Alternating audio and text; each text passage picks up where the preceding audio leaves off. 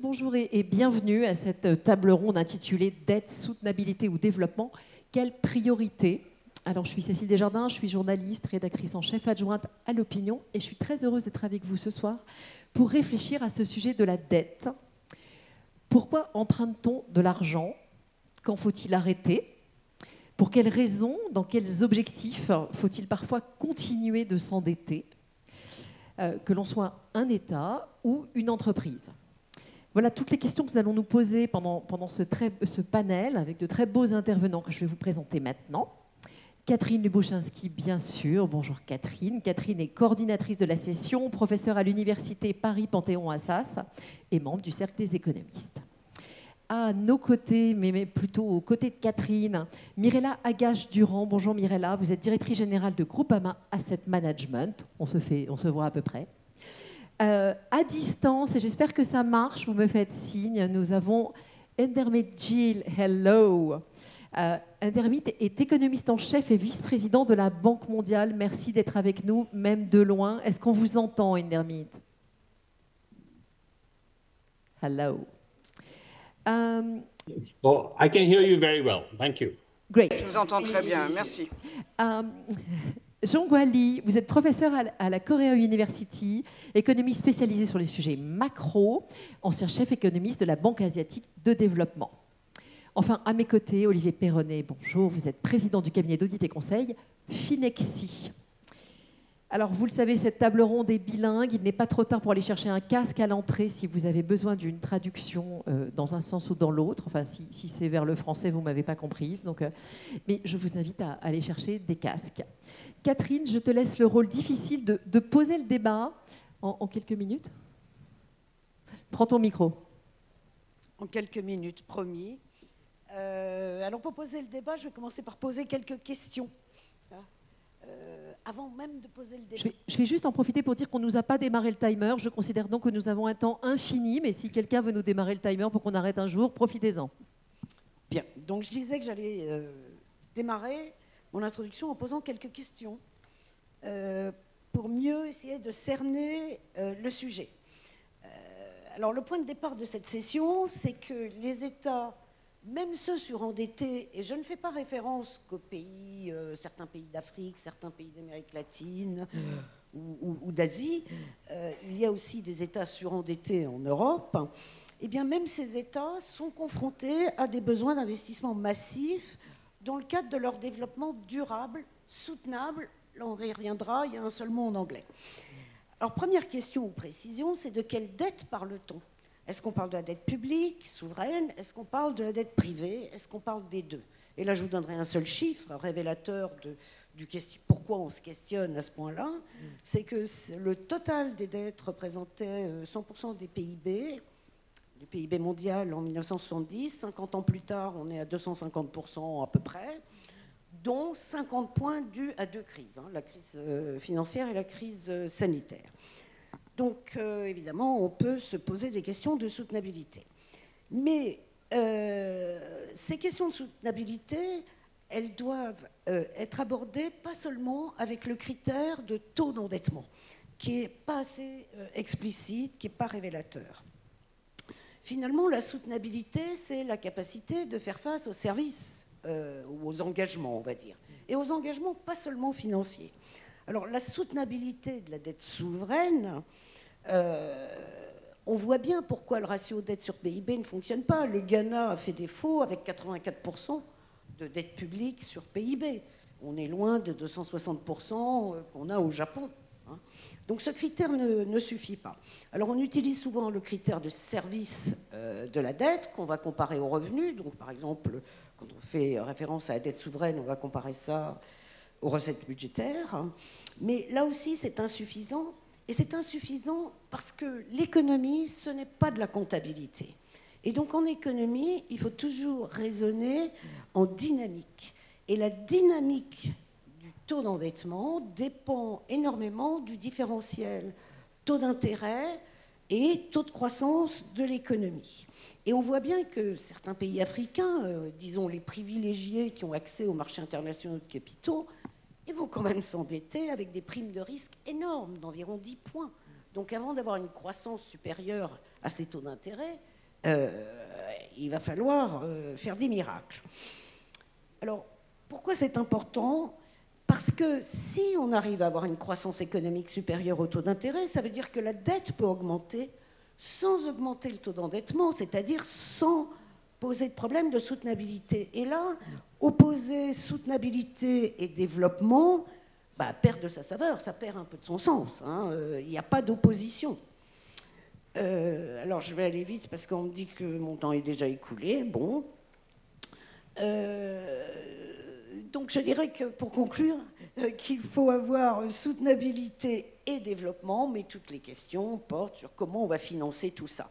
Le chiffrage du FMI nous dit 2400 milliards par an jusqu'en 2030 pour les pays émergents et en développement hors Chine. Bon, et le FMI a fait des efforts très importants puisqu'en 2022, il a créé la facilité de résilience et de durabilité, mais enfin début 2024, il a déboursé 1,4 milliard. Donc on est loin du compte. Donc quels sont les modes de financement alternatifs potentiels ? Quel rôle peut-on attribuer aux organismes internationaux et multilatéraux ? Et surtout, comment convaincre les pays avancés qui ont eux-mêmes un espace budgétaire contraint de néanmoins contribuer au financement des pays les moins avancés, puisque nous sommes tous interdépendants, j'y reviendrai plus tard si j'ai le temps. Et dernière question, est-ce que les entreprises, plus généralement les créanciers privés, ne pourraient pas contribuer un peu plus à ce développement durable ? Merci Catherine, je sais que c'est dur. Mirella, je me tourne vers vous. On le voit avec l'explication, les questions de Catherine, les angles d'approche du sujet sont très divers. Alors quel est votre angle d'approche et comment est-ce que vous appliquez cette thématique qui nous a été fixée ? Oui, merci beaucoup pour cette invitation. Et je vais essayer de prendre un angle d'approche sur la dette des États, la dette publique. Je vais laisser Olivier d'adresser le sujet de la dette des entreprises, notamment des dettes des pays développés. Vous avez, Catherine, tout à l'heure mentionné que nous avons eu beaucoup d'épisodes un peu planétaires qui ont conduit les pays à s'endetter. On voit que le taux d'endettement monte depuis à peu près 30 ans. La crise financière, il a fallu sortir les économies de cette récession derrière la crise financière avec du soutien de l'État. Il y a eu la crise de la Covid et là, les États-Unis ont relancé les économies avec leur plan Retail Inflation Act et puis l'Union européenne avec son plan de relance Renew Europe. Et c'était aussi également un grand accompagnement des populations pendant la période de la Covid. Donc, ce n'était pas possible pour les gouvernements d'être absents dans cette période. On a bien compris que l'environnement géopolitique a également beaucoup bougé parce qu'avec l'arrivée de la guerre en Ukraine, les dépenses militaires dans tous les États ont monté. Donc, on voit bien que ça aussi, c'est de l'effort public à faire. Et la mauvaise nouvelle, c'est qu'on ne peut pas faire le résumé du passé. Vous avez posé la question, faut-il arrêter de s'endetter? Mais face à nous, nous avons les trois transitions, la transition environnementale, la transition numérique et la transition démographique, qui ne peuvent pas ne pas être financées. Les gouvernements doivent jouer un rôle là-dedans.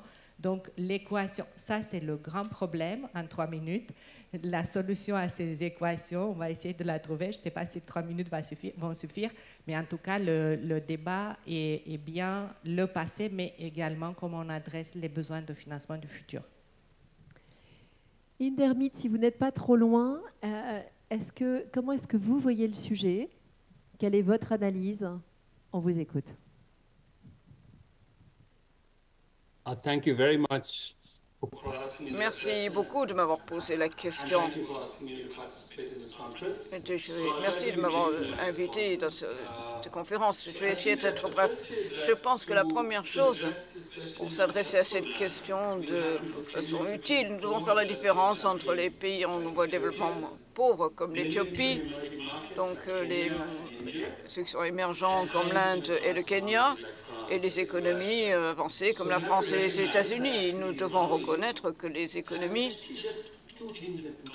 donc ont des choses en commun. Première chose, les trois groupes à l'heure actuelle ont des niveaux d'endettement qui sont trop élevés, à la fois pour la durabilité et pour le développement. Et le deuxième, c'est que tous ces pays ont des taux de croissance beaucoup plus faibles à l'heure actuelle qu'au cours de la dernière décennie. Et donc, c'est qui était déjà inférieur à la décennie d'avant. Je vais dire quelques points rapides. Tout d'abord la dette, la croissance et ensuite je parlerai de la durabilité. Quand vous mesurez les choses correctement, en fait vous commencez à voir les pays comme la dette externe d'Éthiopie représente 80% de son PIB. Donc pour le Kenya et l'Inde environ 100% du PIB et la France peut-être autour de 120-115%. Je crois que la façon la plus simple de voir ces choses, c'est que ces rapports sont 2 fois plus élevés qu'ils ne devraient l'être pour chacun de ces groupes de pays. La seconde chose qu'ils ont en commun, c'est que les taux de croissance ont chuté de façon constante. C'est pour les pays développés, qui sont en cours de développement moyen, et donc également pour les pays développés. La dette, c'est juste une avance sur les résultats à venir. Et donc, si vous ne pouvez pas, si vous avez avoir un bon revenu, vous pourrez répondre à votre dette. Et ensuite, nous avons ces grands besoins de développement pour combattre le changement climatique et autres, qui va demander de la finance, et ça ne vient pas de sources publiques ou privées si vous n'avez pas une économie en croissance. Si vous regardez le taux de croissance de ces pays, vous allez voir que le taux de croissance des économies en cours de développement ont tombé à 5% dans les années 2010 jusqu'à environ 4% au cours de la dernière décennie. Donc les pays pauvres, en Afrique en particulier, le taux de croissance en revenus, en dépenses, a du mal à répondre à la croissance démographique. Alors pour les pays dans la zone sous-saharienne, le revenu par personne est inférieur à ce qu'il était dans le passé, et il va y avoir une autre décennie qui sera aussi difficile. En ce qui concerne l'économie émergente, pays comme l'Inde, le taux de croissance a également chuté dans ces pays. La chute la plus grande est la Chine au cours des dernières décennies. On est tombé de 9% à 7%, à 5% au cours de cette décennie. Si vous regardez les taux de croissance dans les économies avancées, ce taux de croissance a été divisé par 2, comparé notre première décennie est proche zéro, comme dans des pays comme la France, le Royaume-Uni et l'Allemagne, et zéro pour une économie avancée, proche de zéro pour les États-Unis. Donc je pense que pour ces économies, il y a un grand problème. Et je voudrais finir en disant, si vous regardez la question de la durabilité, peut-être que la meilleure façon d'évaluer la résilience de ces pays, c'est de regarder le coût annuel des catastrophes naturelles, ce qu'il y était il y a 15 ans et à l'heure actuelle. Si vous le regardez, ce que nous avons vu, c'est que pour les pays à faible revenu, le coût annuel représentait 0,6% du PIB il y a 10 ou 15 ans. À l'heure actuelle, le chiffre a doublé. Merci. Désolé, je vais m'arrêter. Est-ce que je peux vous demander peut-être un angle asiatique? On va continuer sur cette analyse, mais grâce à votre positionnement, est-ce que votre analyse est un peu différente? Okay, thank you very much for. Merci beaucoup de m'avoir invité à ce forum extrêmement important. Je crois que je veux insister sur la question de la durabilité qui est extrêmement importante, non seulement pour certaines économies émergentes, mais qui s'applique également aux économies plus avancées et partout, y compris l'économie en Asie. Nous parlons de développement, de durabilité, de stabilité fiscale, et tout est lié. parce que les ressources fiscales sont extrêmement importantes pour répondre aux questions liées à la durabilité et le développement. Alors, qu'est-ce que c'est? Donc, il s'agit donc d'améliorer la qualité de la vie pour les générations actuelles sans sacrifier donc, les besoins des générations à venir. Si vous regardez le système économique partout pour les générations à venir, nous parlons de la durabilité environnementale, sociale et stabilité économique. Et c'est déjà été souligné par d'autres personnes. Il y a donc une décroissance un peu partout. Donc, nous devons donc répondre à ces problèmes. Et ensuite, les questions de durabilité et donc de développement ont besoin d'actions au niveau global, non seulement national. Ma compréhension de la question de durabilité n'est pas liée juste à la durabilité fiscale, parce que les ressources fiscales sont un instrument. Et ensuite, il y a des objectifs importants de durabilité économique et sociale et également donc le développement économique et la durabilité. Est-ce qu'elles peuvent s'appliquer aussi au monde de l'entreprise? Alors, peut-être, merci d'abord, je suis très heureux de participer à ce prestigieux panel. Peut-être pour répondre à la question et par rapport à tout ce qui vient d'être dit, on voit que définir un niveau a priori de soutenabilité de la dette, c'est une question de circonstances spécifiques. Et s'il y a une chose peut-être qui est assez sûre, c'est qu'il y a un point peut-être qui n'a pas été abordé, c'est de savoir qui la détient et quelle est la volatilité de cette dette. Quand on entend que le Ghana a fait défaut avec 84% de dette et que les États-Unis soutiennent un taux de dette de 120%, qui est à peu près le niveau actuel de la France, et si on compare même l'économie US à l'économie française, est-ce que ce même chiffre de 120% a en face de lui un niveau de croissance et une économie qui permet de le soutenir de la même façon? La question est posée. Donc le problème de la dette publique et le problème de la dette des entreprises, ils sont confrontés finalement à la même chose sur le plan macro et microéconomique. C'est comment est-ce qu'on va faire pour financer les conséquences des changements climatiques, l'instabilité géopolitique, l'inflation, comment assurer une meilleure efficacité des dépenses publiques qui doivent diminuer la dépendance et permettre de dégager des ressources pour aider les émergents, donner l'accès à des infrastructures permettant d'apporter la santé, l'accès aux droits humains élémentaires comme l'éducation. Comment croire à l'efficacité des hausses d'impôts quand on parle de les augmenter, alors qu'on sait que trop d'impôts tue l'impôt et que les rendements marginaux de nouvelles ponctions fiscales risquent d'être très déceptifs, en plus d'avoir un effet désastreux sur la croissance, qui seul porte probablement la solution. Alors, les entreprises, elles sont par construction vecteurs justement de solutions pour leur propre financement. Mais, et c'est là que je voulais en venir, l'État, évidemment, il est celui qui porte la dette publique, mais il a évidemment un rôle absolument majeur dans les choix économiques qui l'orientent en tant qu'État stratège, en tant qu'État régulateur. Et donc, bien évidemment, le coût des mesures et les orientations qu'il donne et les modes de financement que l'on peut mettre en place sont évidemment à distinguer. Et de ce point de vue, et j'y reviendrai peut-être plus tard, la palette des outils est au risque d'enfoncer des portes ouvertes. Dans le monde de l'entreprise, elle existe à plein de niveaux et peut-être on y reviendra un peu plus tard. Non, j'étais prête à vous faire enchaîner même. Alors, c'est quoi les solutions? Qu'est-ce qu'on peut faire? Quelles priorités on peut se fixer? Alors, priorité, l'entreprise qui est confrontée d'abord à un environnement qui est celui que l'État lui réserve, hein, elle va être réactive et plus une économie est dynamique et porteuse en elle-même, plus évidemment la solution des financements est simple à mettre en œuvre.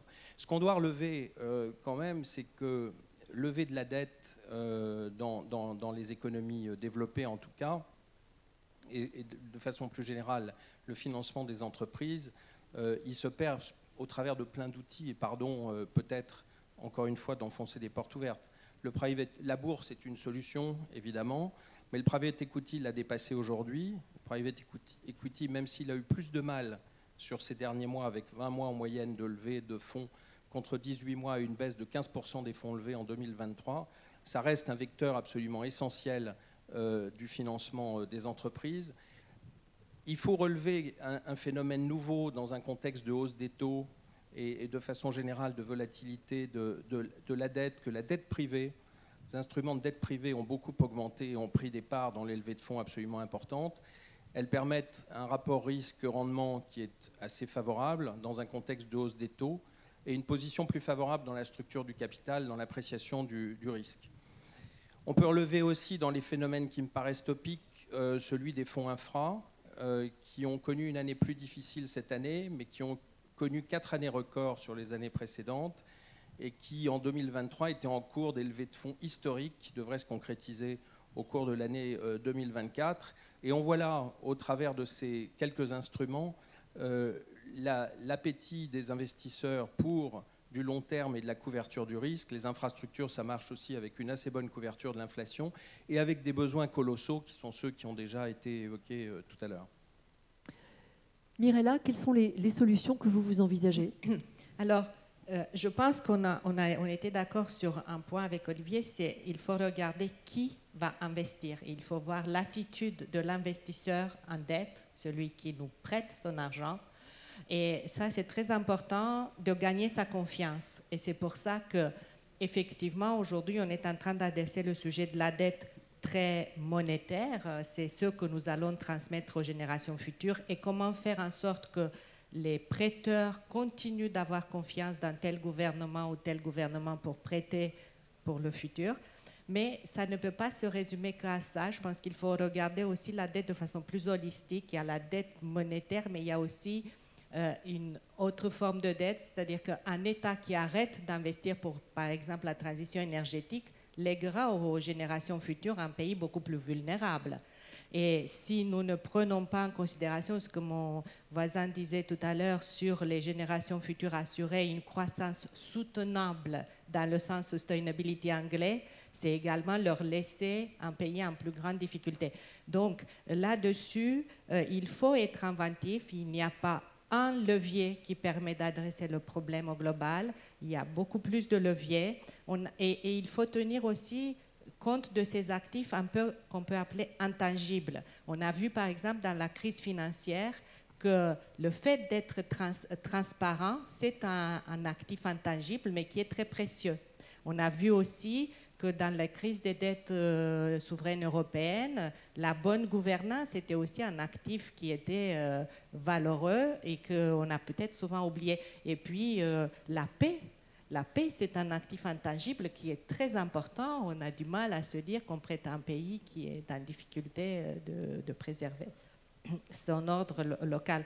Donc, il faut trouver par quels moyens attirer les investisseurs, donc des projets d'investissement rentables, générateurs de croissance économique, parce que c'est avec la croissance économique qu'on peut financer derrière la dette à moyen long terme. Et puis, il faut bien sûr que les politiques industrielles publiques soient bien pensées avec un horizon moyen-long terme et faire appel à tous les leviers qu'on a à la disposition. Là, on en a parlé un petit peu au niveau des entreprises, mais au niveau des pays et des gouvernements, on peut penser à ces partenariats publics-privés qui peuvent se mettre en place pour financer des infrastructures et des investissements de long terme.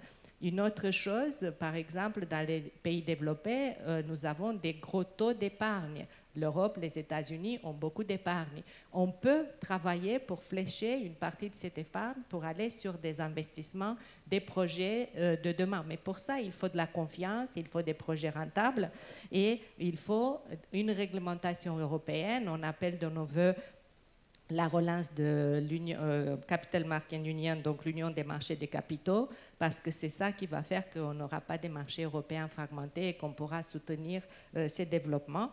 Et puis, effectivement, il faut peut-être accepter ponctuellement des taux d'endettement plus élevés. On a vu que ce n'est pas l'alpha et l'oméga de la soutenabilité de la dette en termes économiques, mais si derrière on a des trajectoires qui permettent de montrer que la croissance est là et qu'elle finance des projets qui permettent de se désendetter à moyen long terme.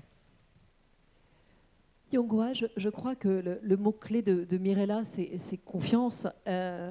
Vous, ce serait plutôt transparence. Alors, qu'est-ce qu'on peut dire?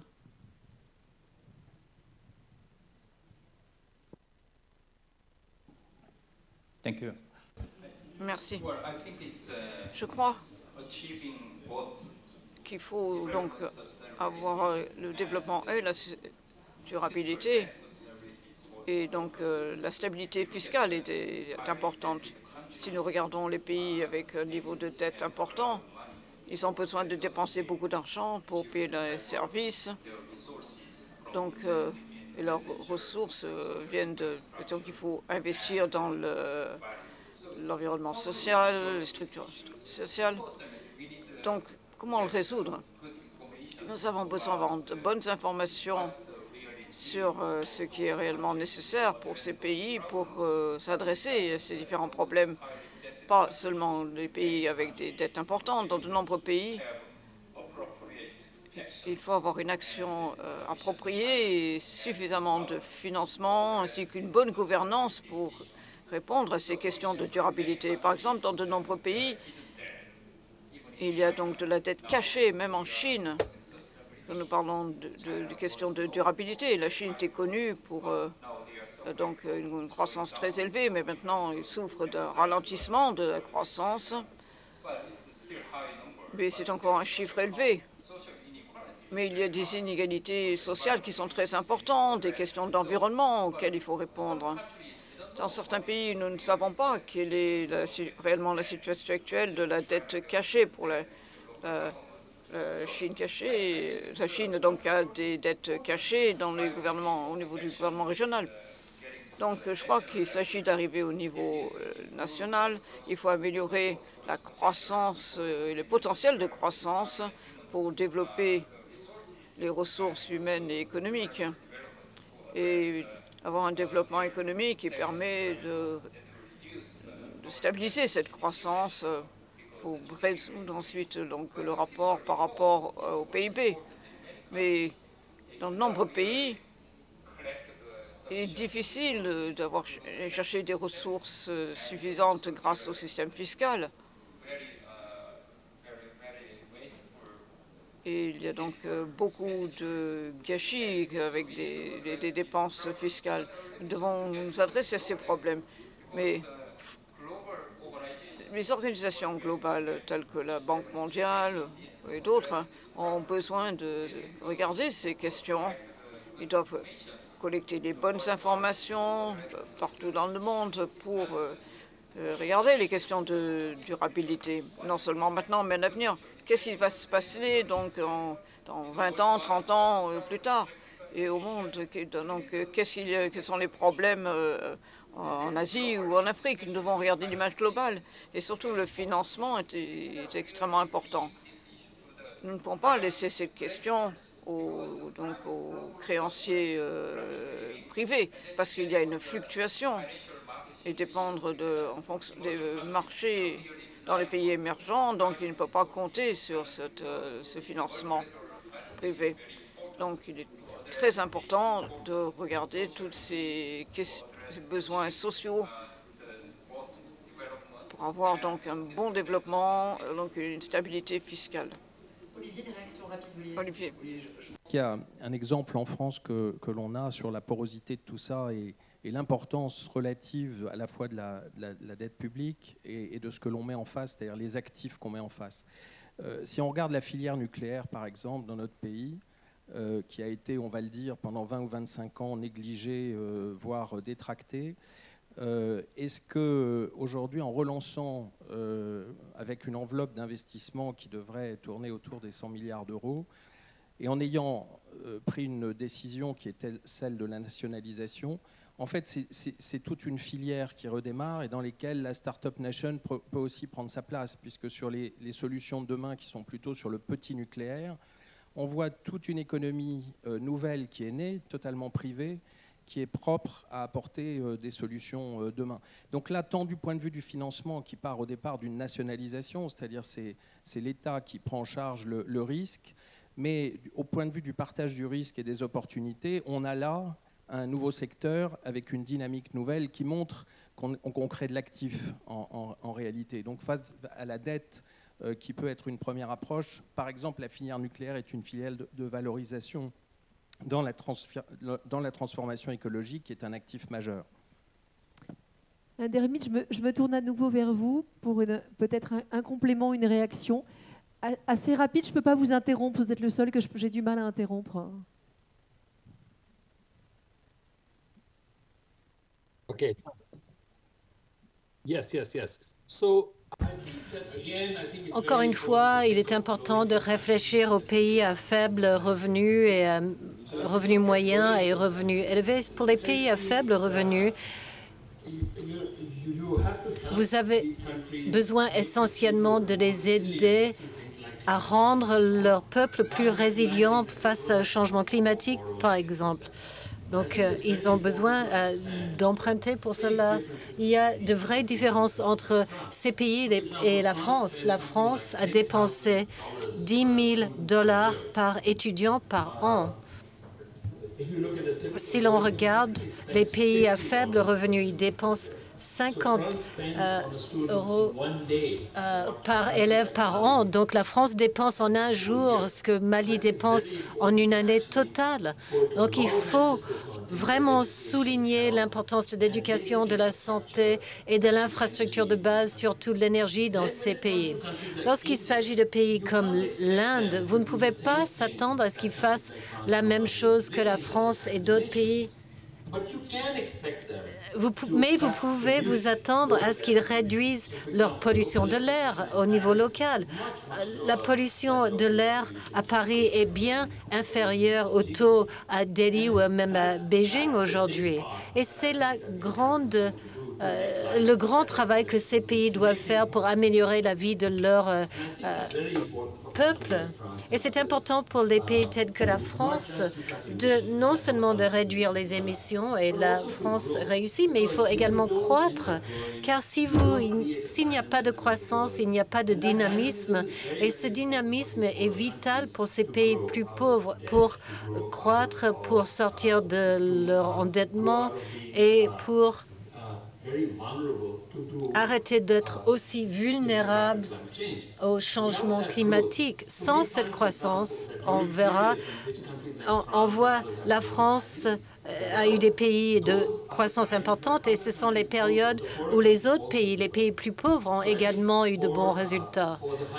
Donc, pour les pays à revenus élevés, c'est très important qu'ils soient dynamiques au point économique et d'avoir des taux de croissance importants. Voici les priorités pour ces pays, à mon avis. Merci beaucoup. Merci d'avoir été concis, ce qui peut nous permettre de prendre quelques questions. Est-ce que je ne sais pas s'il y a un micro qui peut vous être apporté. Je pense que c'est important. Alors, on court vers vous avec un micro. Il y a Madame en vert, Madame en vert derrière, qui avait l'air de poser une question. Alors, monsieur, allez-y rapidement et Madame en vert après. Bonjour, je voulais vous poser une question à propos du rôle de l'État en tant qu'assureur de dernier ressort, par exemple dans la crise financière, dans la crise de santé, pour des risques qui sont pris par les entreprises. Est-ce qu'il y a des réflexions sur essayer de dissocier le rôle de l'État de ce rôle d'assureur et essayer de créer des institutions qui puissent prendre ce risque et faire payer aux entreprises et aux gens qui prennent ces risques la premium qui est nécessaire par rapport aux risques qu'ils prennent? Mirella, vous êtes ce qu'il y a de plus proche de l'assureur ici. Oui, voilà. Je prends ma casquette de Groupama, assureur beaucoup dans le monde agricole, qui est confronté aujourd'hui à un problème très important qui est que des fois, il y a dans le domaine de l'activité agricole des risques qui ne sont plus assurables. Et donc, effectivement, le Groupama ainsi que d'autres assureurs français ont travaillé avec les pouvoirs publics pour retravailler le système d'assurance parce qu'il faut comprendre qu'une entreprise a des risques et si elle n'a pas de police d'assurance, si vous êtes une exploitation agricole et demain vous avez une destruction de votre culture de l'année par la grêle ou par un incendie, en fait, vous faites faillite. Donc, ne pas assurer des risques agricoles fait que une entreprise n'a plus de pérennité facilement assurable, en tout cas à long terme. Donc, le gouvernement a travaillé et en fait, il n'y a pas une solution. L'État, c'est l'assureur en dernier ressort. Il faut que tout le monde vienne sur ce sujet avec des efforts. L'exploitant doit réfléchir à la façon d'organiser son exploitation, son industrie, pour tenir compte de ces risques-là. L'assureur va prendre après en charge une partie de ces risques, et puis après, le gouvernement va arriver avec la tranche au-dessus. Mais tout le monde doit faire un effort parce que, compte tenu du changement climatique, si vous faites des laitues dans le sud de la France, où il fait des températures de 40 degrés, il ne faut pas continuer à cultiver la laitue dans le sud parce que vous allez un jour ne plus pouvoir avoir des récoltes répétitives. Donc, il faut que vous modifiez la culture et aller cultiver la laitue plus dans le nord. Et donc, tout le monde doit trouver comment réorganiser le système, et les métiers s'organisent par branche pour retrouver un découpage de l'assurabilité, de sorte à ce que chacun prenne son rôle là-dedans. Je crois qu'il y avait une question, madame, derrière. Oui, bonjour. Monsieur Olivier Porreni a proposé des stratégies de solutions pour les pays en développement comme private equity, la bourse ou des levées de fonds qu'on peut utiliser par rapport à la dette. J'aimerais savoir qu'est-ce que vous en pensez sur le fait que peut-être avoir notre propre monnaie, est-ce que cela permettra de baisser la dette pour les pays sous-développés en Afrique ou du moins aider à atténuer le risque de non-solvabilité de nos dettes? Alors, est-ce que le private equity permettra de résoudre le problème de non-solvabilité de la dette de certains pays africains? Non, c'est plutôt, est-ce que le fait d'avoir notre propre monnaie pourrait peut-être baisser la dette de nos pays ou atténuer le risque de non-solvabilité de nos dettes? Jean, je vous laisse répondre. C'est une question importante car des économies émergentes ont des devises étrangères. Ils n'ont pas leur propre devise nationale. Il faut regarder les taux de change et voir ce qui se passe avec les marchés financiers mondiaux. Quand les États-Unis ont augmenté les taux d'intérêt, ça a augmenté le coût des autres devises. Mais cela reflète également le système monétaire actuel qui est dominé par quelques devises internationaux. Un cas idéal dans les pays émergents d'avoir leur propre devise. On appelle ça un manque d'adéquation entre les devises. Ça prend du temps. Un seul pays africain ne pourrait pas le faire seul. Il faudrait peut-être se regrouper et parler de cette question, mais ça prendra beaucoup de temps. Ça a pris du temps même pour les pays européens d'adopter l'euro. Je pense les institutions comme de prêt pourraient utiliser leurs ressources, les organismes de financement, car ils ont leur propre devise et ils pourraient soutenir les pays africains pour sortir de leurs problèmes actuels d'endettement. On pourrait en discuter au niveau mondial, car cela nécessite une coordination et une coopération mondiale. Je crois qu'il y avait encore... Alors, on va prendre une ou deux. So we'll take one or two more quick questions. I wanted to ask the question to know if in future the BRIC countries would, if they were in the World Bank, would we be talking about debt the way we're talking about it now? Can you... La question c'est, bon, là vous avez un invité de la Banque mondiale, tout ça, et que là il y a certains pays de la BRIC, ça s'appelle, qui veulent créer une banque mondiale pour prêter aussi aux pays en développement. Voilà, je pense à la Chine, je pense... L'idée, c'est est-ce que ce serait une bonne idée que la Chine crée une banque mondiale concurrente? Alors, bonne ou mauvaise, je ne sais pas, mais je me dis, est-ce qu'on va parler dette comme on parle encore ce soir? Parce que maintenant, on parle dette parce qu'il y a le Fonds monétaire, il y a la Banque mondiale, donc on est sur une seule ligne, quoi. Mais si demain, il y a deux banques mondiales, qu'est-ce qu'on fait? On va demander peut-être à Indermit si vous... Yang, allez-y alors. Okay, thank you. So there was no translation, so I didn't hear, but now I understand your question. J'ai compris votre question. Il y avait des initiatives qui ont été prises par les pays BRIC. Il y a un aéroport chinois et AIP, ce sont des banques des BRIC. S'ils pouvaient prêter de l'argent aux pays africains pour construire l'infrastructure et également aborder les questions environnementales, ce serait un avantage. Mais l'autre problème, c'est que ces prêts ne pourraient pas créer de la valeur ajoutée pour ces pays. Ces pays pourraient rester dans leur chemin de dette. Il y a beaucoup de débats sur les emprunts d'instituts multilatéraux. Est-ce que la Chine va vraiment prêter à ces pays les aider? On revient à des questions de gouvernance. Donc, il faut avoir... On pourra avoir plus de ressources avec cet emprunteur, mais il y aurait d'autres problèmes associés. Il faut prendre tout cela en compte. Une toute dernière question. Last question.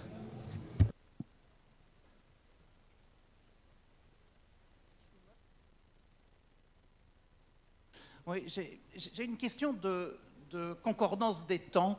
Parce qu'on dit on a accumulé de la dette, il n'y a pas beaucoup de croissance. La soutenabilité implique que le niveau des taux d'intérêt ait la gentillesse de se positionner pas trop loin de la croissance. OK, ça c'est le passé. Mais après, on nous dit qu'il y a des tas de projets à financer. Il faudra donc des financements, il faudra attirer le chaland. Alors on a dit, ça tombe bien, il y a de l'épargne un peu partout, mais ces épargnants vont peut-être être un peu gourmands et donc vont vouloir une rémunération honorable. Comment on assure l'équilibre entre le poids du passé et son refinancement et le financement qui est nécessaire aussi de tous les projets pour demain? Olivier Mirella, On va vous répondre à deux. Donc, je pense que effectivement, l'équilibre, c'est essentiel lorsqu'on fait capter l'épargne sur ces projets, d'avoir une discipline des projets qu'on propose, parce que ces projets doivent rémunérer le risque que l'épargnant prend. Et il ne faut pas croire que l'épargnant, c'est le capitaliste aisé qui vit dans sa villa et que, en fait, là, on parle de l'épargne des Français qui font une épargne pour leur retraite, qui font une épargne de précaution. Donc, on ne peut pas traiter ça comme si c'est un peu de l'argent qu'on ne sait pas quoi faire avec. Donc, rigueur sur les projets qui sont proposés au financement en attirant l'épargne, donc rendement en ligne avec le risque qui est pris, transparent sur ces projets. Et puis, il faut aussi qu'il y a un devoir d'accompagnement, d'explication de ces projets qui sont mis au marché, on va dire, pour l'épargne. Et puis, une deuxième chose, c'est que c'est vrai que la combinaison entre le financement privé et public, c'est aussi une chose qui peut très bien marcher parce que vous avez cette complémentarité qui fait que des fois, le financement public peut être là justement sur les tranches de risque qui peuvent être plus difficilement prises par l'investissement, l'épargnant final. Néanmoins, nous avons lu dans le passé que ce type de méthode marche. Comme tout investissement, le risque zéro n'existe pas. C'est bien pour ça qu'on met un rendement en face. Mais c'est un mécanique qui a déjà prouvé sa réussite par le passé. Olivier? Je crois que là, en complément de ce qui vient d'être dit, je crois que la réponse, elle est protéiforme. Je crois qu'il faut qu'on remette le risque au milieu du débat économique. Je crois qu'il y a une catégorie d'investisseurs, les plus fortunés sans doute, qui peuvent accepter un niveau de risque important. Et il faut qu'on accepte cette idée de prendre du risque. Là où les choses deviennent plus complexes, c'est effectivement quand on parle de l'épargne, des fonds de pension et autres, qui ont des comptes à rendre à leurs épargnants et surtout qui vivent de la rente qui va être servie, notamment pour les fonds de retraite US.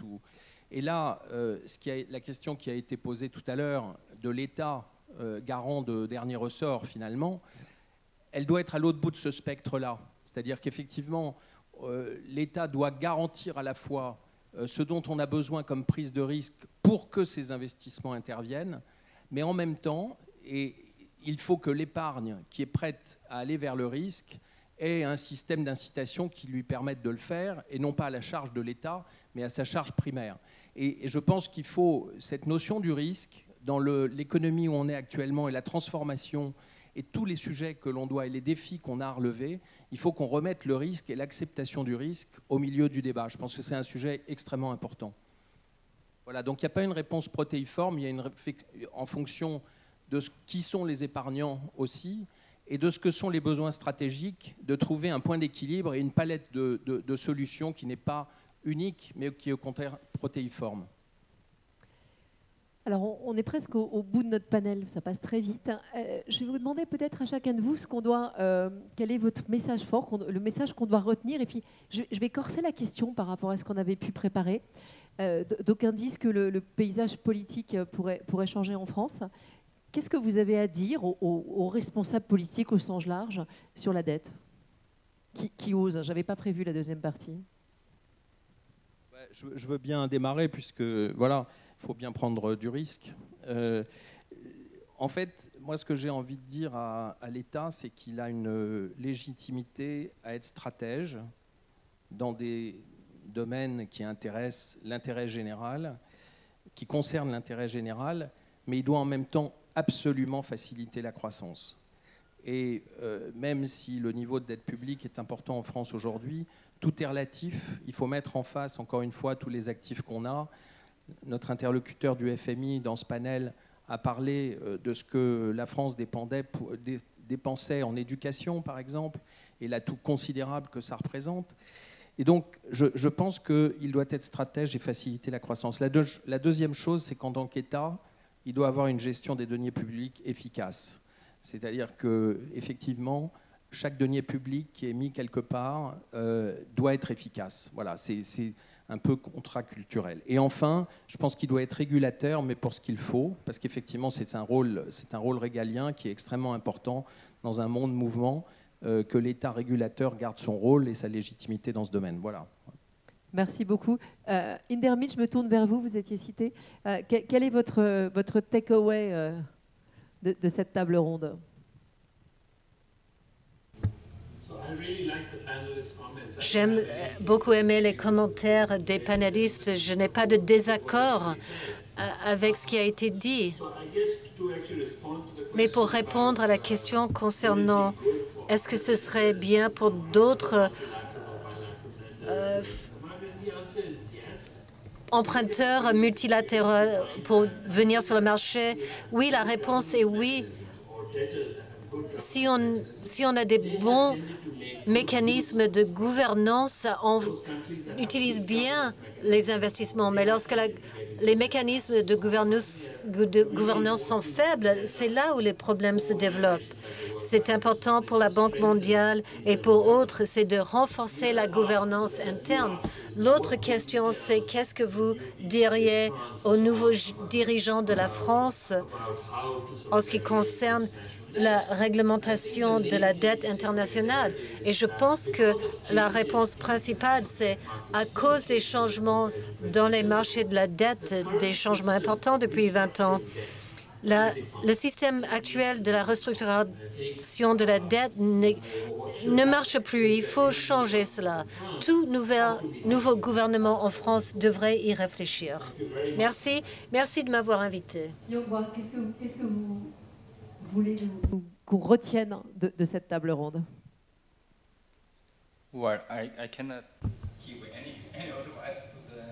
Je ne peux pas conseiller les Français, mais en termes plus larges, il peut y avoir des problèmes avec les hommes politiques. Dans les démocraties et dans d'autres système, ils réfléchissent aux réactions et aux problèmes actuels et ils connaissent et ne reconnaissent pas les besoins des générations futures. C'est plutôt immédiat. En général, pas seulement dans les pays occidentaux, mais dans mon pays, la Corée du Sud, ils ne réfléchissent pas beaucoup aux générations futures et à l'environnement et aux questions sociales et les questions démographiques. Ce sont des questions importantes. Néanmoins, je pense qu'il faut construire d'institutions fortes et la volonté du peuple est importante car ils mettent de la pression sur les politiques. La démocratie a une valeur car les politiques doivent écouter les besoins du peuple et on sent que c'est l'avenir. Les problèmes dans les pays africains peuvent perdurer, mais je pense à l'avenir. L'avenir se trouve en Afrique et dans les pays émergents, mais il faut construire de bonnes institutions au niveau national et au niveau mondial. L'éducation est importante aussi, pas seulement en termes de l'éducation formelle, mais dans la société aussi. Irena, qu'est-ce que vous retenez? Quel est votre message fort? Alors, résoudre le problème de la dette n'est pas une chose facile. C'est un sujet planétaire. Ce n'est pas que le sujet de la France. On voit que tous les pays ont ce problème. Et s'il y avait une solution facile, ça aurait été bien, c'était bien trouvé. Et donc, je pense que le premier message que je pourrais adresser au pouvoir politique, c'est de dire que ce problème n'aura pas de solution facile. Je ne vais pas dire qu'il va se résoudre dans la douleur, sans aller jusque-là, mais c'est avec de l'effort. Et ne pas laisser croire qu'il y a quelque part une solution magique qui permet de résoudre tout ça. Par contre, ne tombez pas dans le défaitisme à dire « Ah, c'est la fin du monde, nous n'avons plus comment retrouver le chemin de la rigueur, de la croissance soutenable ». C'est tout le contraire. On a énormément de chance en Europe d'avoir de l'intelligence, de l'éducation, de l'industrie, de l'épargne. Donc, à nous d'utiliser ces énergies qui aujourd'hui sont consommées à se diviser pour relier les mondes, se rassembler et trouver les solutions du futur. Merci beaucoup, Catherine. Catherine va nous... Catherine, c'est horrible. Il te reste la conclusion de tous ces propos en 30 trop secondes, riches. hein. Non, tu as 2 minutes, regarde ici, ils sont très sympas. Ah, 2 minutes? Ah, c'est merveilleux. Moi, ce que je retiendrai dans toutes ces discussions, ces interventions, ces questions, c'est le choc des horizons temporels. Et c'est bien ça le problème. C'est-à-dire qu'on est, par exemple, tous d'accord pour dire attention, l'État peut dépenser, mais il faut qu'il y ait l'efficacité de la dépense publique. Et le problème de l'efficacité de la dépense publique, c'est que parfois, elle ne produit ses effets qu'à long terme. Quand vous investissez dans ce qu'on a appelé les dépenses d'avenir, dans l'éducation, dans l'innovation, la rentabilité n'intervient pas au bout d'1 an, 2 ans, 3 ans. Et ça me conduit d'ailleurs aux critères de rentabilité ou de risque qui ont été évoqués par les uns et par les autres, mais à chaque fois avec une vision quasiment purement financière. Et toute la question consiste à dire, mais comment fait-on pour intégrer les autres critères, autres que financiers, dans le calcul de rentabilité et de risque, sachant qu'il faut absolument raisonner à long terme et surmonter les disettes budgétaires ou les disettes de financement qu'on a un peu partout. Merci beaucoup. Et là, vous pouvez les applaudir. Merci à tous les 4.